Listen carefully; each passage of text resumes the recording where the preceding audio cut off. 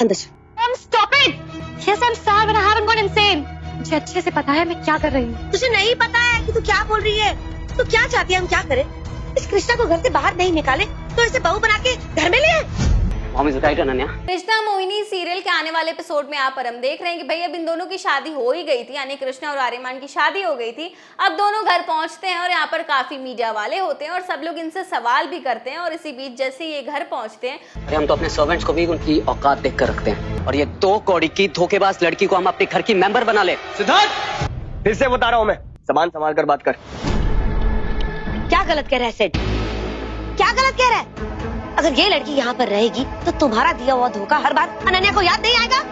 तो यहाँ पर कुंदन ऑलरेडी काफी ज्यादा गुस्से में है और वो आर्यमान को घर में घुसने नहीं देता। इसी के साथ वो उसे एक थप्पड़ जड़ते हुए भी नजर आ रहा है और यहाँ पर आर्यमान को काफी खरी खोटी सुनाते हुए भी नजर आ रहे हैं। वो कह रहे कि भाई डैड, बाहर बहुत मीडिया खड़ी है, बस एक तमाशे का वेट कर रही है ताकि कल की हेडलाइन बन सके। हम उन्हें ये मौका नहीं दे सकते हमारा मजाक बनाने का। हमें हर कदम बहुत सोच समझ के रखना होगा। कितना भी किसी को प्यार दे दो, किसी को कितना भी अपना समझो, भरोसा दो, लेकिन मैं ये कैसे भूल गया कि अपने बाप का ही औलाद है इसके अंदर, तो इसके बाप का ही खून है जो बीच में ही अपने सारे रिस्पॉन्सिबिलिटीज को छोड़कर चला गया था। तो ये सारी बातें जो है, अगर आज हमने इस कृष्णा को घर से बाहर निकाल दिया तो सब तो यही कहेंगे ना कि गरीब घर की लड़की है इसलिए हमने ऐसा किया।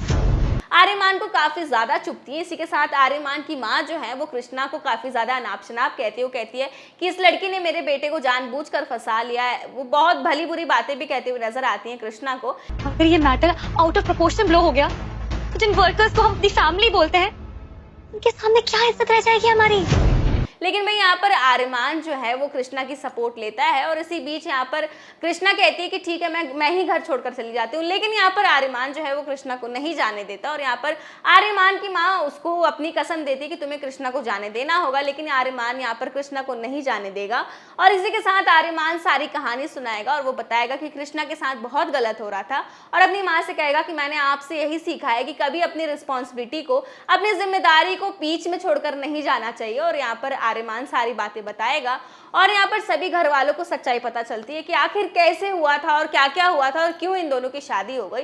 और यहाँ पर जैसे ही दादी जी को पता चलेगा कि द्वारिकाधीश का सिंदूर जो कि कृष्णा लेकर आई थी अनन्या के लिए, वो सिंदूर जो है आर्यमान के हाथों से कृष्णा को लग गया है, तो यहाँ पर दादी जी कहेंगी कि ये रिश्ता इन दोनों की मर्जी से नहीं, किसी की मर्जी से नहीं, बल्कि द्वारिकाधीश जी की वजह से हुआ है। तो आगे आने वाले एपिसोड में देखना दिलचस्प होने वाला है कि क्या इस बार ये फैमिली आर्यमान और कृष्णा की शादी को एक्सेप्ट करती है या नहीं।